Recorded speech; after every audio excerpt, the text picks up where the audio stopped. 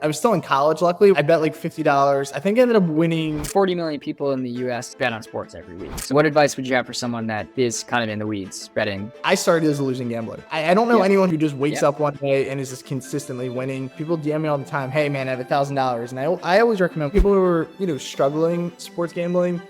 The problem is,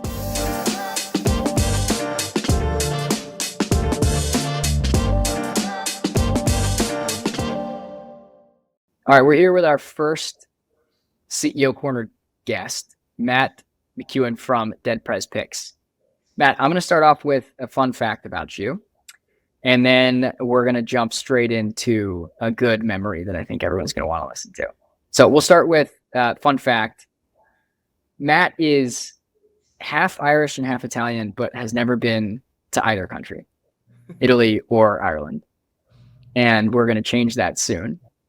But even a funner fact, given where Matt is today, when he was in middle school, in his yearbook, he wrote what he wants to grow up is to be a sports writer. And if we fast forward now to, probably 14, 15 years later, we look at Matt and the business he's building and the fact that he's the CEO of a successful sports consulting, sports betting, information service business that is enabling people to win more together. Matt, let's rewind the clock a little bit. Tell us about your first big sports betting memory. Everything starts somewhere. Tell us where you started. Yeah, first of all, appreciate having me on, Ryan. Honor to be the first guest here in the CEO Corner. So I think this will be super cool. I think people will enjoy kind of getting to know people and seeing their background. Kind of the first big sports betting hit that I had that I can remember, where I was like, wow, this is, just won a lot of money. And I was still in college, luckily, which obviously heightens the money a little bit. You win $20 in college and it feels like you won $1 million. So it was quite literally. Exactly. Yeah. It can last you a long time. It was a 3-leg first touchdown parlay. It was, and I'll never forget the players. It was Christian McCaffrey was one of them. My guy. That's your boy, right? Stanford guy. Yeah, he's on the cover of Madden now. Right, on the cover of Madden. Yeah, so good day to shout him out. Christian started at the locker next to me in the Stanford football locker room, and now on the cover of Madden. He's gone a lot farther than I have. Making me feel bad about my accomplishments.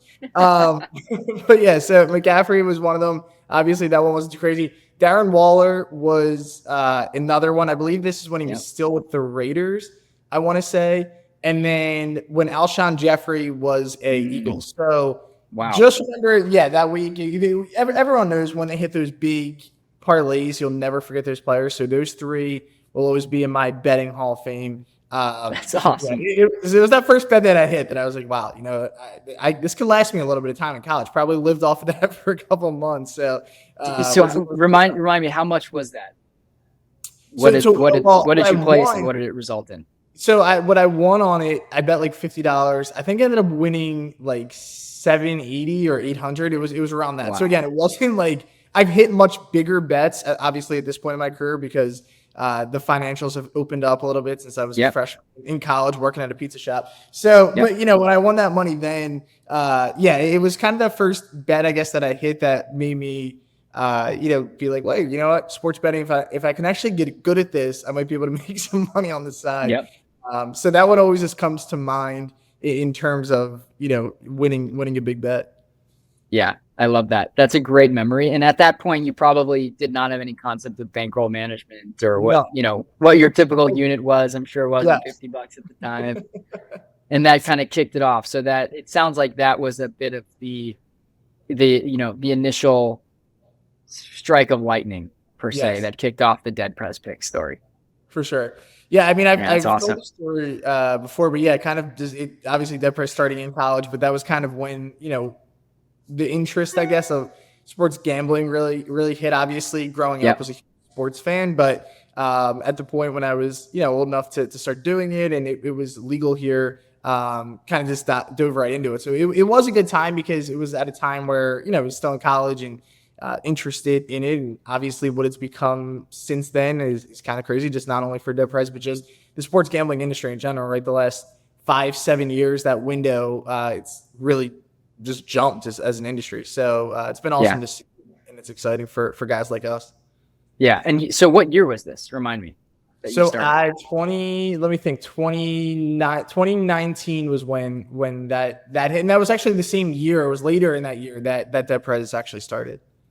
Yeah. Fantastic. So that's the natural next question. Walk us through how DeadPres started. Yes. And talk about some of the early days, some things that people don't really think about. Like, did you set up an LLC? Was it an individual consulting? Like, how did you go about thinking through all those nitty gritty things that happen when you start a business, no matter kind of what scale to begin with? No, yeah, it's a great question because to your point, a lot of people don't know about it. They see DeadPres now with 170,000 followers on Twitter and 200,000 over, and they, but then you think back, as I'm sure you do with DubClub, Ryan, you kind of think back to those like original days. And honestly, those were still my favorite days, kind of like grinding the business from zero to what it is now. No, I mean, so the start of it, I've talked about this before on numerous podcasts and interviews. There's actually 4 of us. So Nick, who is still a part of DeadPres with me, he's not in front of the camera like me or anything like that, doesn't do the content side, but he's, just as important in starting DeadPres and kind of getting it to where it's gotten. But we started the business again in college, and I've joked about this because I'm still friends with these guys, but we literally bought them out for $50. So it was a great call by us back in the day. It's a great management buyout right there. Exactly, that's what those are called. But again, $50 in college, that could have lasted them for a little bit. So that was kind of how it really started. And then, it was a slow grind because I was a freshman, sophomore in college. And it was kind of just at that point, like you were still in college, didn't really know what I wanted to do. Like I said, I always wanted to do sports writing, but at the time people were saying, well, sports journalism was kind of a dying profession because it's, getting a lot more of social media and all that stuff. So I was kind of just at a point where I was like, I don't really know what I want to do. I would obviously love to be able to do something in sports and in sports media, but never did I think, DeadPres would go from where it was then to now and opening up the doors that it's opened. But yeah, I mean, it was a slow grind, but we were able to build up a decent following, and then COVID happened. And when COVID happened was kind of the point where I hit a panic, as I'm sure a lot of people did with whatever profession they were doing. Fortunately, in a way, I was in college, so there wasn't like the financial pressure. And I honestly think it kind of forced me to be a little more creative. And, what else was I doing during COVID other than just sitting around? So it was a lot of thinking, self-reflecting, like, hey, do you want to do this? Can you do this? And during that time was when, DeadPres as a brand went from, say, 10,000 followers to 50,000. It was a massive jump.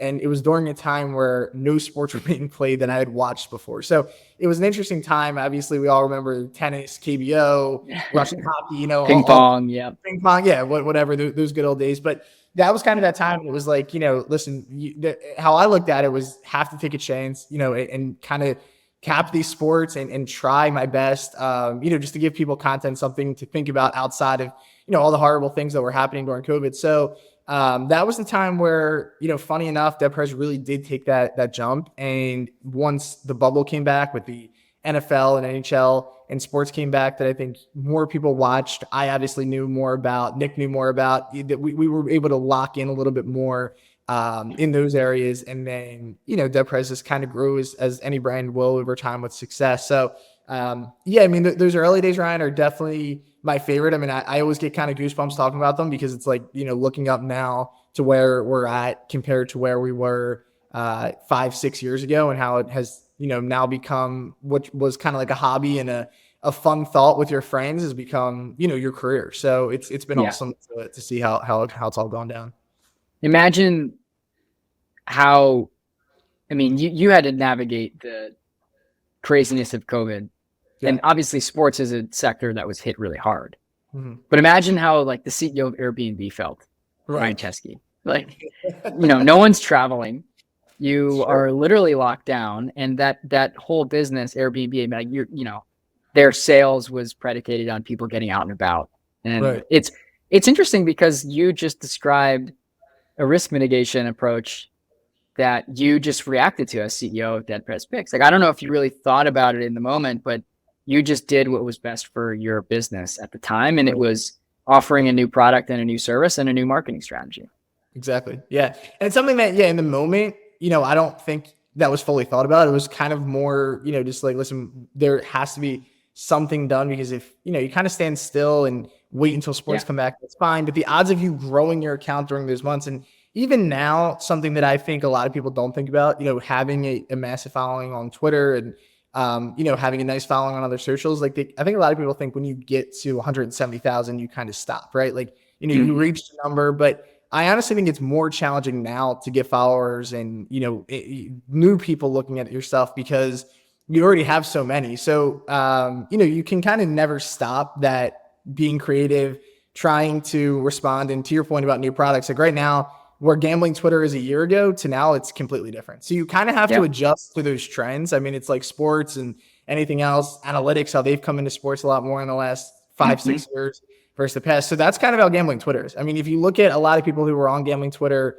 5 years ago, who were kind of the top dogs, and then now it has completely flipped. And, to stay, it's such a competitive business and it's such a competitive space. And it's just becoming more and more competitive as more states legalize, as more people, grow their accounts. So yeah, it's never ending. And I think that's something as a CEO that you kind of have to continuously do, like continuously find new products, new strategies that are working, trends that people are enjoying. And as the CEO, one thing I like to think about is your number one job is really sales. Like if you think about it, you are the key to revenue, generating more money.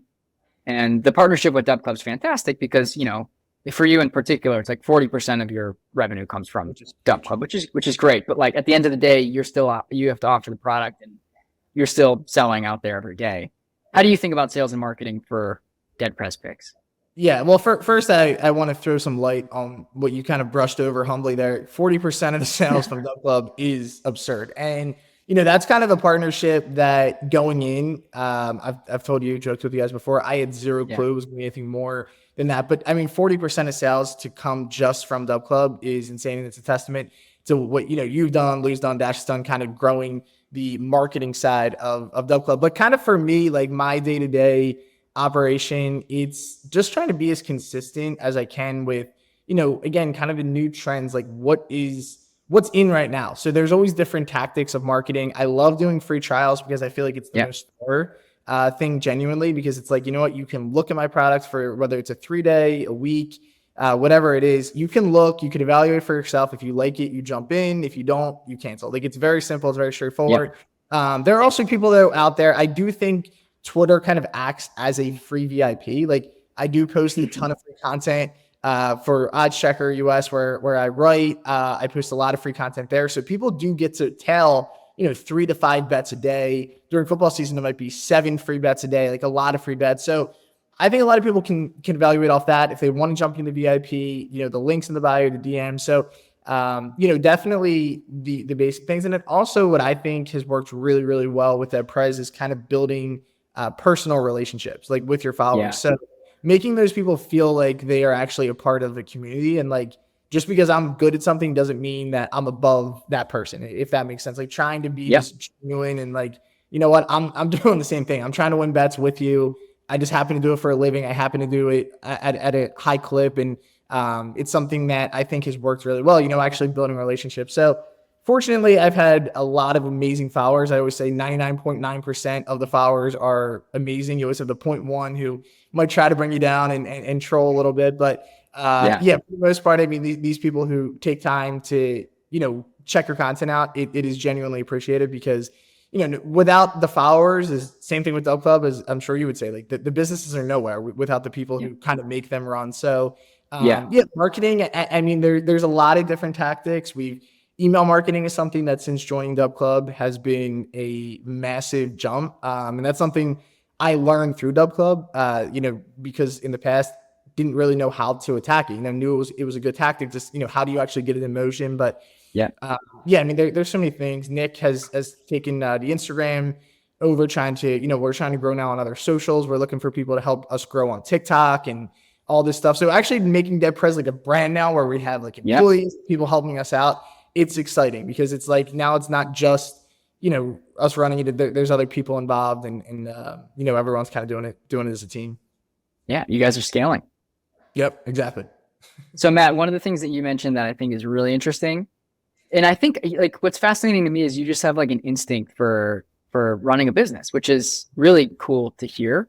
So you've mentioned 2 things now, one of which was if I think back to the first one, when you mentioned COVID and what we saw during COVID and how you sort of adapted your strategy and your approach to immediately find the ability to offer other products and services and then market those. Let's start betting on. I think that the European Hockey League or Korean Hockey League. I mean, those are KHL. Is the one that it's like, KHL, awesome stuff like that, where it's like you just take the same strategies you're employing in U.S. sports and you apply it to areas that were still active at the time. Yep. So that was the first one, is like you just have a gut instinct for that. And then number two, which you mentioned, one of my favorite things to think about as CEO of DubClub too, and you mentioned this with regards to how obsessive we are over our partners who are our customers, you. Yeah. There are three main constituents I've learned from really smart people as a CEO that like you deal with. The first one, and they can go in any order in terms of how you prioritize. The first one is customers. So number one, you have your customers. So for you, your followers, your subscribers, whatever it might be. For us, it's you guys are partners and your subscribers who are end users. Number two is employees. So you've got a team behind you. You got like, the business doesn't run without employees. I mean, if you keep scaling and you don't care about your employees, you're screwed. Right. That's a problem. And then number three, which I probably deal with a little bit more than you because we've raised money in the past, is shareholders, investors. Yeah. Right. So it's customers, employees, shareholders, and CEOs put those three into any sort of prioritization stack. And for us at DubClub, which you've probably noticed, partners go at the top. Our customers are at the top, the very tippy top. And by far, it's like partners, because without you guys, the business is nothing. Yeah. And then, underneath that, the next is DubClubbers, our employees, people that work with us and serve our partners, right? It's like we care about them. They're all in this together. We're here to win more together with you guys. And then underneath that, as like very important, but investors, shareholders, but investors, people aren't going to want to give you money, Matt, if you don't have customers. Of course. Right? Like as a CEO, like you're thinking about that every day, whether you realize it or not. And I'm doing the same. And that's why we care so much about helping you guys make more money, because it makes your life easier. You get more customers, you're happier, everyone lives more together. So that, I think you just have this nice instinct when it comes to being a CEO and running a business, which I think you should be very, very proud of, because it's not something that necessarily is always learned. I think it just kind of happens, and you got to trust your gut. Yeah, I really appreciate that. And it's been great kind of partnering again with guys like yourself at DubClub, and it's great. And another thing, I think you just learn a lot from people. Like I've learned so much from you, Dash, Lou, and kind of everyone at DubClub, not only with selling and marketing, but just other, honestly, like the day-to-day stuff, how to run a business, what works, what doesn't. So that's another thing I really have tried to get better is being younger in the industry and, young kind of running a business, learning from people. And obviously you guys aren't that much older than me. Don't want to age you guys, but just learning from people in general who have more experience. And, I've talked about it numerous times, people who are smarter than you in certain areas. So just like tapping into different people's brains and just getting a bunch of thoughts. And I think that's been a huge reason for DeadPres having success. Have you ever, I'm sure you have, but have you ever bought anything on Amazon? Amazon quite well. Yes. Yeah. So $1 trillion company. So the CEO of that company, Jeff Bezos, at least former CEO, founder, CEO for 20 plus years, he had a famous quote that is, the world is a library. And what you just said is that same thing. It's like you can always be learning from somebody with more experience from you. And I think that's a really good trait of successful business owners, is having that mentality. And for you and for all of our partners, the idea is that DubClub has more information than you. Like, we know your business better than you do, because we see thousands of other partners in this industry doing the exact same thing, building the same types of businesses. And we're here to help you guys win more together with us. That's the entirety of our existence. So you hit the nail on the head, but I love that Bezos quote, because it's so true. I personally call it answers to the test. Like, we all went through school, and I'm not saying we cheated, but it's like, there was always that smart kid out there that like knew how to do the really hard math problem. And it's like, you find the kid and you guys work on it together, but they can teach you. It's like, why would I bang my head against the wall trying to figure this out on my own when, Dash from the DubClub team is that really smart kid that knows the answer to the problem, because he's been watching other people figure it out. So it's a fun dynamic. I've got two questions for you before I let you go, because I know you got to run. First question is a topical sports question. Got the Mavs versus Celtics, Mavs at home tomorrow. Fun fact, my parents are out and they live near Dallas. I told them they need to go to one of these games because it's their hometown team. And Luka carried the Mavs to this point. But what are you feeling, thinking, hearing about the game, given Mavs are, down 0-2 and not feeling so hot right now? Yeah, not in the best spot. But I do like Dallas to win game 3. Minus 125 was their money line. I know the spread went from like 1 up to 2.5. I talk about it all the time, Ryan, but these kind of lines that stick out, like they just lost games 1, game 2, kind of got embarrassed in game 1. Yeah. Now we see them as a favorite. Kristaps Porzingis, I don't think he'll play tomorrow night, which is definitely important. We've seen him, have a huge impact in the series. Game 1, he carried the Celtics early in that game. So I love Dallas. Tomorrow, I do think they'll bounce back. It's a do or die, right? If they lose this game, they're not coming back 3-0. They might win game 4 and force a 5th game back in the Garden. But I would be shocked if Dallas does not come out with a lot of energy tomorrow. Role players play better at home. Kyrie cannot play worse than he's played early in this series. So I think those guys figure it out. And Dallas tightens the series here. And I'm praying that they do, because we're getting to the point where, we're in the dog days of summer. So I need basketball to last as long as it can until the Olympics come around. And so more basketball, the better. Just keep playing. Yeah, I agreed on that. Are you going to be capping the Olympics? I will. Yes. Yeah. For Oddschecker, going to have content for that, which I'm super excited to do. So, I'm really fired up. I mean, it's, growing up watching it, and, those are the little things kind of with the writing that always, get me really excited and very humbled by those opportunities to, kind of write about stuff now that, you watch growing up. And, the Olympics is one of those things that have great memories growing up watching the Summer Olympics. So I can't wait this year to dive into it and also be covering it. I wish I could rewind the clock to the Beijing 08 with Usain Bolt and I think it was Phelps's. Might have been the year Phelps had like 7 medals, or I forget what it was. Something crazy. Yeah, that was an awesome Olympics. Fun fact: I actually have a former. He actually lived on the same floor as me at Stanford. He's a really good track and field runner. He's going to be in the Olympic trials, and he's going for it, awesome. Which is awesome. Yeah. All right, Matt, last question. And this is a one of advice. You can take as long as you need on this one. Could be short. But some fun fact for you and for folks that listen to this. As the CEO of DubClub, I actually intentionally distance myself from betting on sports regularly, even though we have this army of cappers that are extremely knowledgeable and giving out the right information to win more together with everyone who bets and listens to their advice. But I don't bet myself regularly.